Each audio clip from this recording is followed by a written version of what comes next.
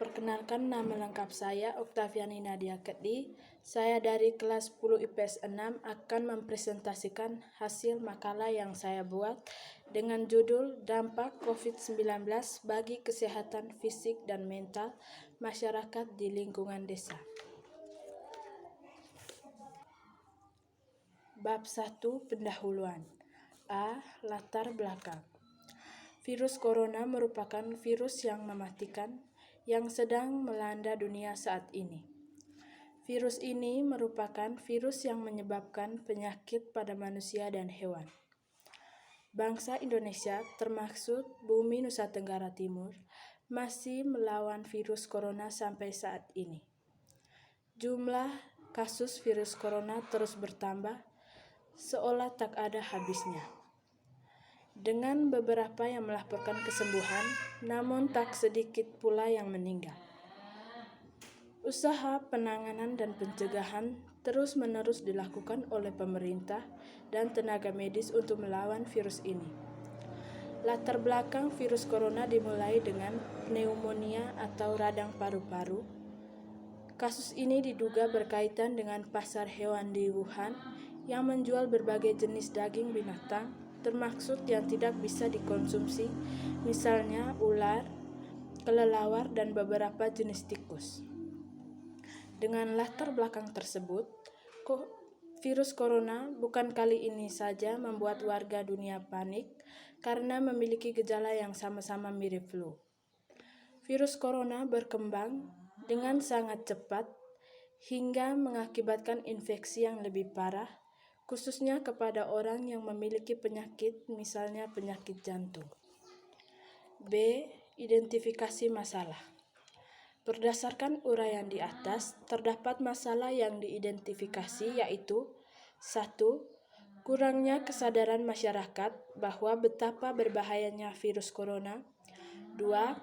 Kurangnya pemahaman tentang gejala dan pencegahan virus ini.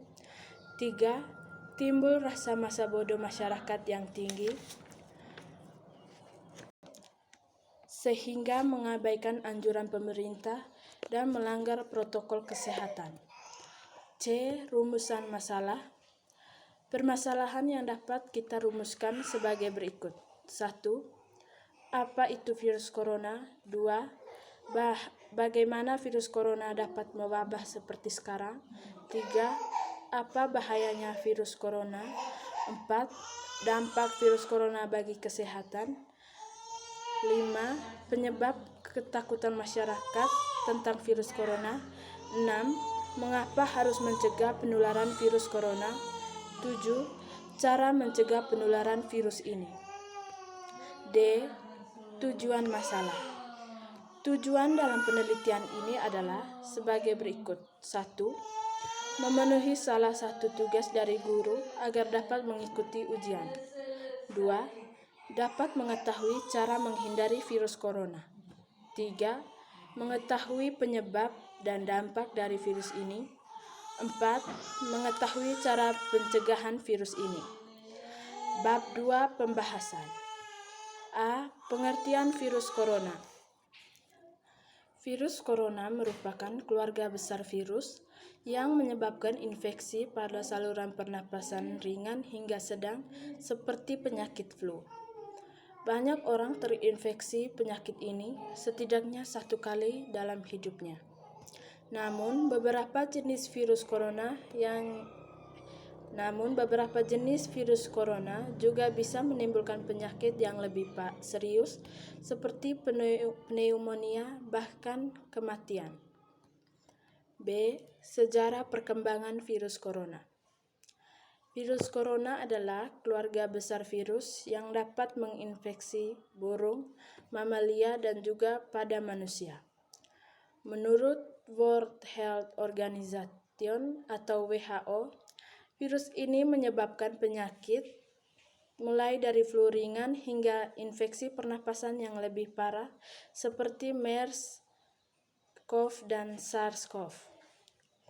Virus corona bersifat zoonosis, yang artinya merupakan penyakit yang dapat ditularkan antara hewan dan manusia, begitu pula dengan MERS yang ditularkan dari unta ke manusia. Virus corona muncul dan memicu wabah di Cina yang dikenal dengan sebutan COVID-19. Pada Desember 2019 dan merebak ke berbagai negara sehingga WHO mendeklarasikannya sebagai pandemi global. Para ilmuwan pertama kali mengisolasikan virus corona pada tahun 1937 yang menyebabkan penyakit bronkitis menular pada unggas. Pada tahun 1976, 2 orang peneliti menemukan bukti virus corona pada manusia yang sedang flu biasa melalui organ trakea embrionik yang diperoleh dari saluran pernapasan orang flu tersebut. Jenis virus corona bervariasi dan tingkat keparahan gejala hingga kecepatan menyebar. Jenis baru yang disebut SARS-CoV-2 mulai beredar yang dikenal sebagai COVID-19. SARS adalah virus yang pertama kali diidentifikasi pada tahun 2003. SARS dianggap sebagai virus yang dibawa dari hewan yang diduga dari kelelawar dan menyebar ke hewan lain serta pada manusia. Infeksi pertama pada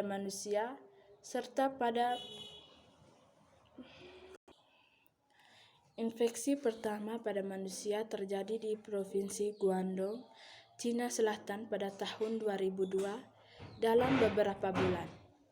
Pada saat itu, pemerintah Cina dikritik karena merespon secara perlahan terhadap wabah tersebut dan menyembunyikan keseriusan penyakit tersebut.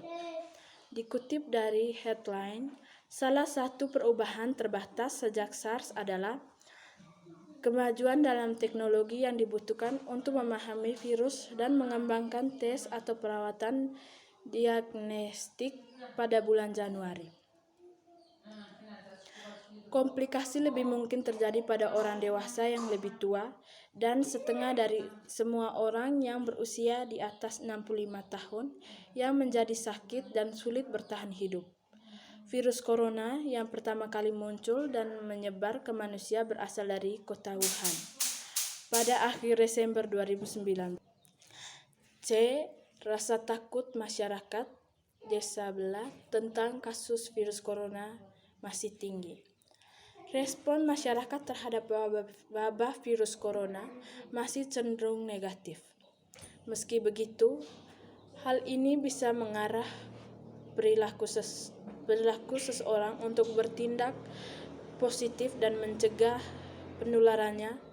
Ketakutan jika dimanfaatkan dengan benar bisa mengarah ke perilaku yang lebih baik, karena kalau tidak diolah dengan baik, ketakutan ini hanya akan menjadi ketakutan saja, tidak menjadi aset untuk mengolah perubahan perilaku.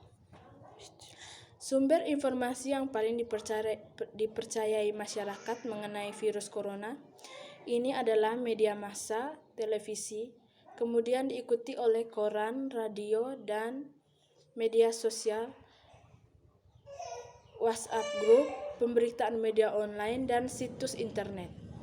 Jadi, kalau untuk perubahan perilaku, kita cari tahu yang terpercaya. Karena kalau terpercaya, asumsinya masyarakat akan mau melakukan perubahan yang dipromosikan. Medium televisi masih menjadi salah satu penyaluran terkuat dan dimanfaatkan. Awal mula masuknya virus corona di Indonesia. Virus corona pertama kali ditemukan di Wuhan, Cina pada akhir Desember 2019 lalu. Di Indonesia, kasus ini pertama kali ditemukan pada 2 warga Depok, Jawa Barat awal Maret lalu. Cara penyebaran virus corona.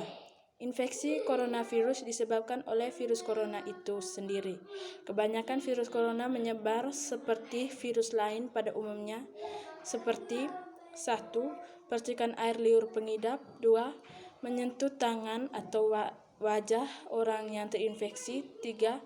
Menyentuh mata, hidung, atau mulut setelah memegang barang yang terkena percikan air liur pengidap virus corona. 4. Tinja atau feses jarang terjadi. F. Dampak virus corona bagi kesehatan masyarakat. Pandemi virus corona telah merenggut nyawa lebih dari 1 juta orang dan menginfeksi lebih dari 33 juta orang di seluruh dunia. Infeksi virus jenis baru SARS-CoV-2 telah memberi dampak yang luar biasa, terutama pada kesehatan masyarakat.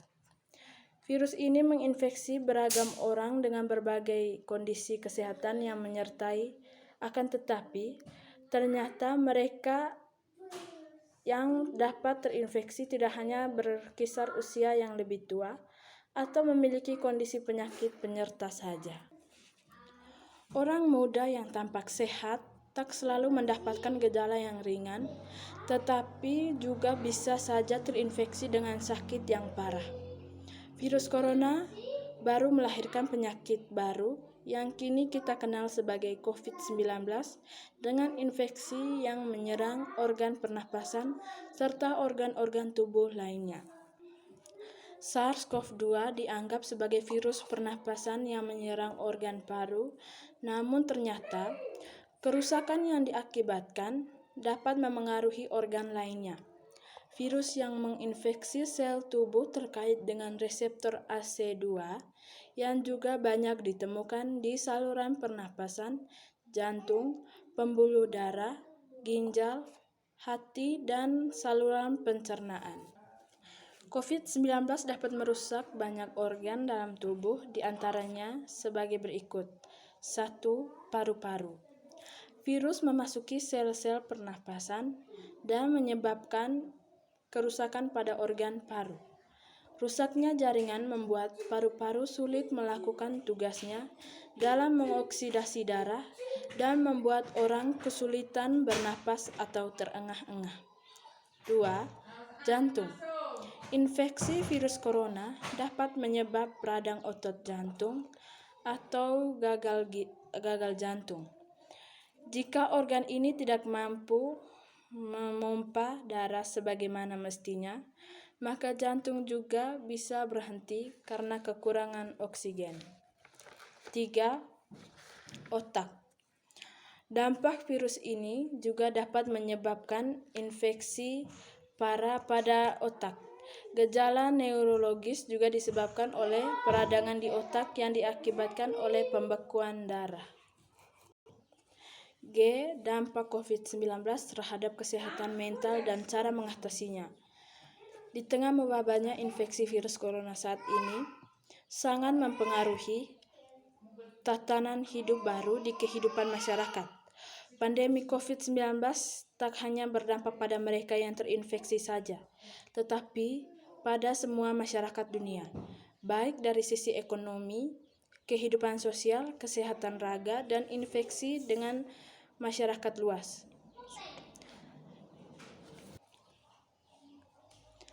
Bab 3 penutup. A. Kesimpulan. COVID-19 merupakan tantangan serius bagi kita semua, tetapi ada berbagai hal yang dapat kita lakukan sebagai komunitas untuk saling mendukung. Panduan ini memberikan saran terkait situasi COVID-19 kepada pengurus dan anggota organisasi atau komunitas tentang bagaimana mengenai dan memetakan komunitas mereka. Mengetahui langkah-langkah yang dapat diambil untuk mendukung keterlibatan sosial dan menghindari kesepian pada anak-anak dan lansia, apa yang dapat dilakukan untuk memastikan mereka terjamin kebutuhan dasarnya, dan apa yang harus dilakukan jika Anda yang mengalami gejala yang mengarah ke COVID-19. B. Saran. Terkait dengan kasus COVID-19, saya menyarankan beberapa hal untuk selalu diperhatikan sebagai berikut. 1. Selalu mencuci tangan dengan sabun dan air mengalir. 2. Menggunakan masker, baik sakit maupun sehat selama Anda berada di luar rumah. 3. Tetap jaga jarak dan hindari kerumunan orang banyak. 4. Stop